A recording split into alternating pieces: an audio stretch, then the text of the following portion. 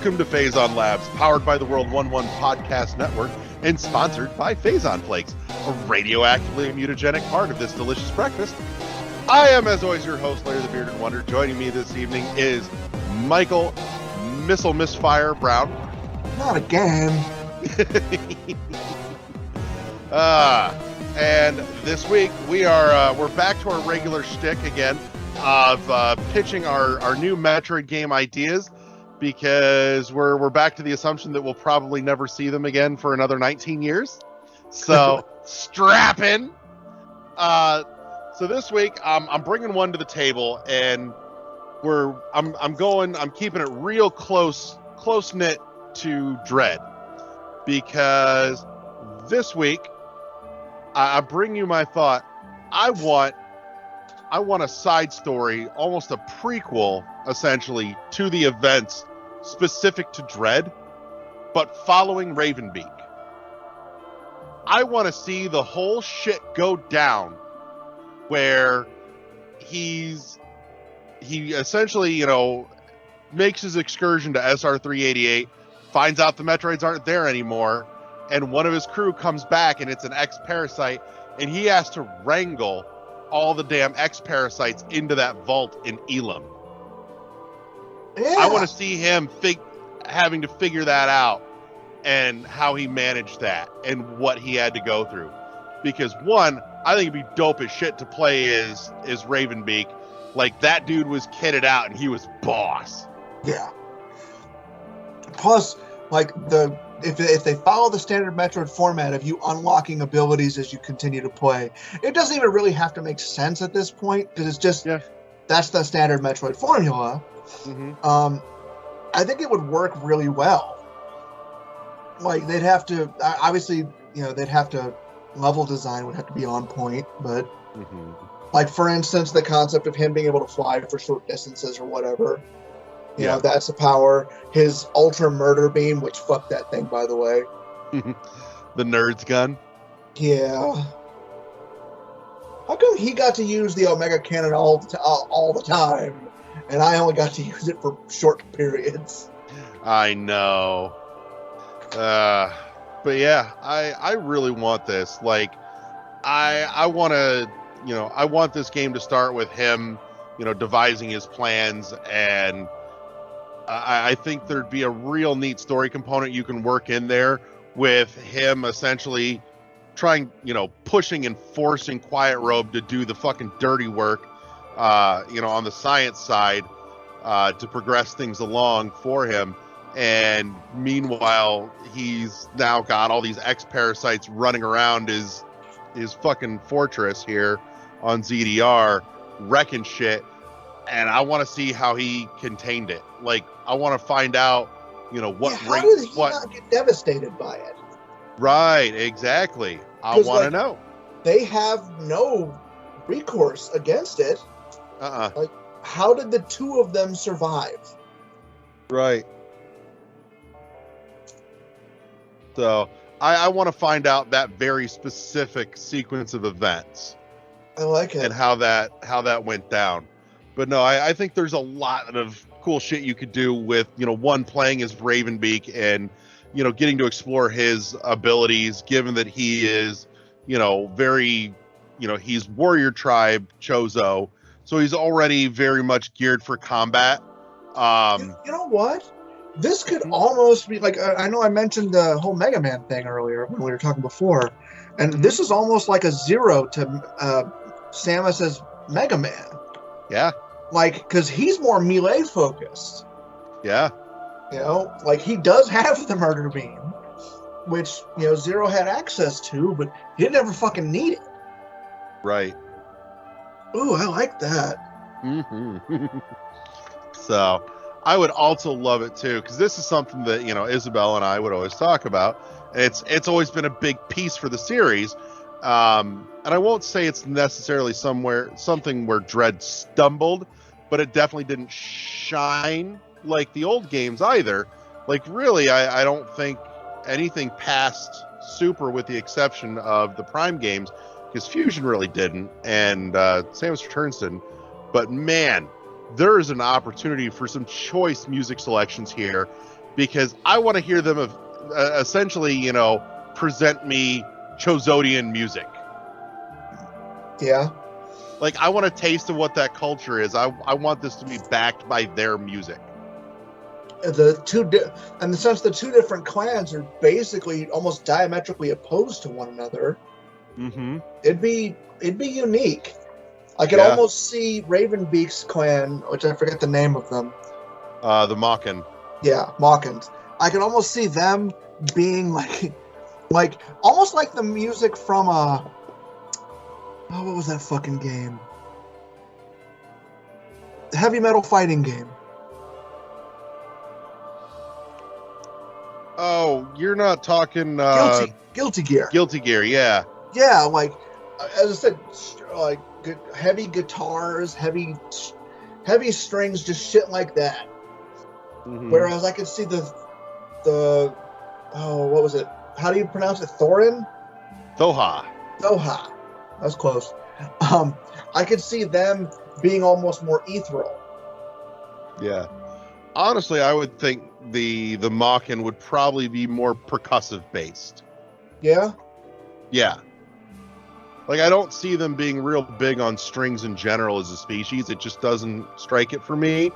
But I could definitely see a consistent kind of baseline between all of them in terms of their music, traditionally speaking. But that each one of them, each tribe has a more specific feel to it. Are there only the two tribes? That's something they haven't said specifically. Ooh, that opens shit up big time. It really does, doesn't it? Yeah. Because, I mean, if you think about it, they've been a nomadic species all over the galaxy. Yeah. So to think that there's only the two tribes, I doubt it. Yeah. So. Plus, I'm sure there's a few nomads alone that are just like, fuck it, I want nothing to do with either side. Yeah.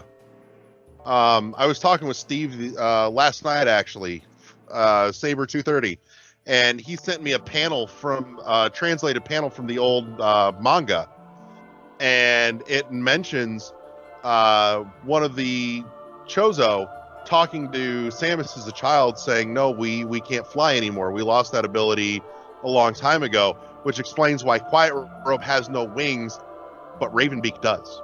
Right. So. But yeah, no, I think there's a lot of good stuff that could be played with here. Like you said, the fact that it's more combat based or more melee based in terms of combat. I'm almost picturing like Hollow Knight vibes out of that. Yeah. Yeah. Well, especially too, given that from what we see in Dread, that a lot of their melee combat is very focused around spears and staffs. Yeah, true. So there's a lot to be said for that I could totally get behind here. I would almost like him to start the game without the beam at all. Right. Like, spend half the game before you even get the cannon. Like, part of me thinks, you could roll that into the story is that he forced Quiet Robe to essentially build out his kit for him as the game progresses. Yeah. So maybe the game mechanic of it could be you have to bring him the parts to make it. Right. So, and on top of that, you start to see some of the technology that they were using to corral the X-Parasites in the first place, since they didn't have any recourse. That, or part of it might be essentially finding and subverting the Emmys that the Federation sent, because it's made clear that the Emmys could withstand the X-Parasites, because none of them were taken and infected by the X-Parasites. So I was under the impression the X-Parasites could only infect something if it was organic. Go back and play Fusion. There's mechanical stuff that they infect. Yeah, but there wasn't in Dread. Right. Like, I distinctly remember seeing some of the weird little mechanical enemies that are still ordinary, whereas everything else had mutated. Yeah. So I don't know. But I mean, either way, maybe, it might be a case of once the Federation, sent the Emmys down and he subverted the Emmys, or got Quiet Robe to subvert the Emmys, that they were used to corral the X parasites into the fortress and, what then became the vault in Elam. Yeah. So, but no, I would die to get my hands on that side story. Yeah. So Be a lot of fun, done right. Mm-hmm. Give it to Team Cherry. You sure? Because it'll never get finished. Yeah, it's a good fucking point. give it to Milk. So, but yeah, that's my thought. What do you want to toss into the mix on this here? What have I not covered? I don't know. As I said, like, I think you've pretty much got the vast majority of it covered. Like, I enjoy the concept, and I would love the shit out of it. As I said, I picture it playing almost like the Mega Man Zero games. Mm-hmm. Yeah, like, if done right, this could be fucking gorgeous. Would you want to see it in the same style as Dread, or would you like to see a different art style done for this? I want sprite-based. Ooh. I miss sprite-based games. I do too. Like, don't get me wrong, Dread was amazing. Like, as I said, there was very little negative I had to say about Dread, but I would have liked it to be sprite-based like the old Metroids. Right. However, I do like how seamlessly it went into cutscenes and then back out of them. Oh, yeah. No, that was gorgeous. Well, and the fact too, they can do that because all those cutscenes were rendered real time. I know, it's kind of awesome. Yep. So, and that's what happens when you take some of your cues from the Prime games. Mm-hmm.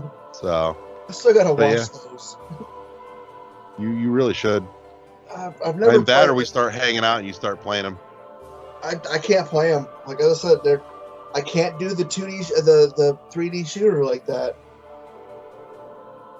I think you could manage. Like I said, it's not traditional. The only Metroid I've played that I never beat was Other M because of the way you had to fight the ending boss. I can't. Anytime you have to basically aim and shoot at the same time, I have a panic attack. I can't do it. Interesting. Yeah. Like as I said, that's why the parts like that in the second Darksiders game freaked me the fuck out. Because, like, this is my favorite series. I am finishing this goddamn game, but they're making me do the thing I hate the most. Right.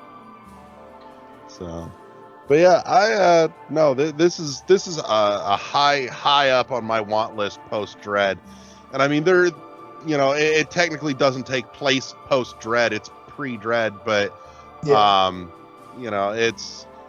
They've put a lot out there that leaves a lot of open questions that I would like to see answered with other games. Yeah. And not just interviews. Yeah. So, like, there's a lot of opportunity in that. I still think that, like, I would like to know definitively, because I still think that he was pointing out that Ravenbeak's DNA was what was used to mutate her. It could have been. Like, that's what it made it sound like when he said, you're my daughter, Right. I don't know. I mean, I could definitely see it in either direction. So, it's entirely possible. But, no, that's my thought. I think, like a very tribal percussive soundtrack would work well for it. Maybe, like, some discordant shit going on for... when dealing with the X parasites, I think it would be absolutely fascinating to, see him have to contend with some of the X parasite cores as bosses. Some of like the X having gotten to some of the assorted genetic mutation and experimentation stuff that was being worked on, and getting their hands on that, and maybe getting to see, like ex-Parasite bosses in this game that weren't in Dread because Ravenbeak already wiped it out. Yeah. So that concept, ex-Parasite version of Crocomire.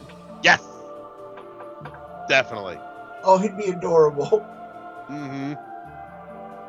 So I almost think too it would be interesting.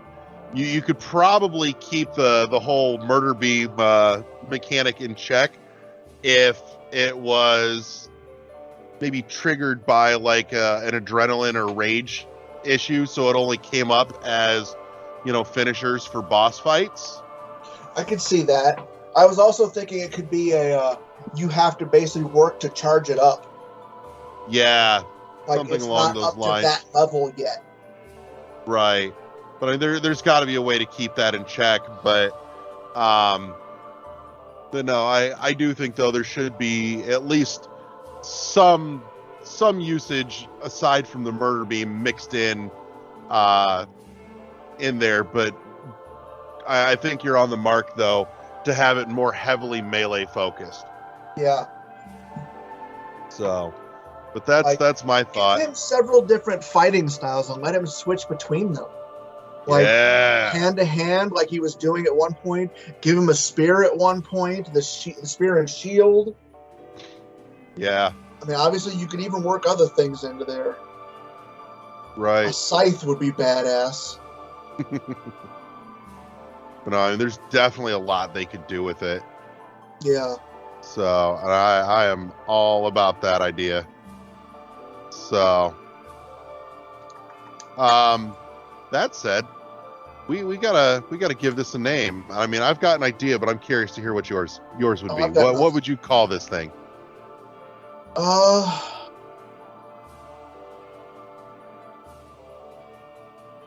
Foreshadow. Something, or premonition. Something like that. Something basically that's foreshadowing the dread that's coming. Okay.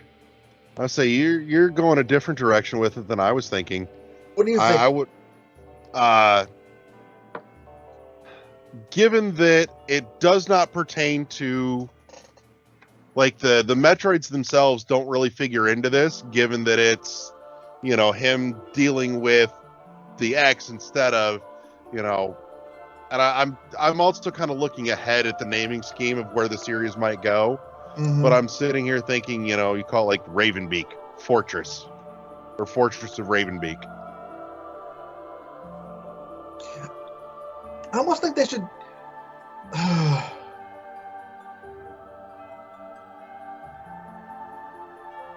Name. Like what was that? The fact that they have. What's that? Oh, you cut out for a sec. Oh, I said I think Ravenbeak is a dumb name. I'll admit that. Because, like,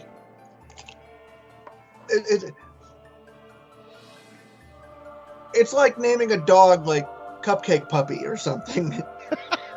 It's just like, just because Beagle he's Paw. What's that? Beagle Paw. Yeah. Like, you shouldn't bother with, like, he shouldn't have a name that reflects part of his physiology.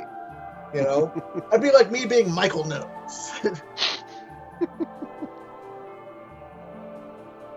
But, like, I think if we were to just simplify his and call it Raven. Yeah. Or Mocklin. Oh, you know what we could call it? What? Containment. Yeah. Yeah. Yeah, that feels right. That feels right. I think Fortress fits better for one of my other ideas that we'll get to at some point. Okay. But yeah, we're just gonna call this shit Containment. Be done. I like it. So we'll slip this into the manila envelope, and we'll put Sakamoto's name on that envelope and slide it under his door at his office in Japan. We'll see what happens. So, I like it. But I think that wraps us for this episode of Phazon Labs for this week.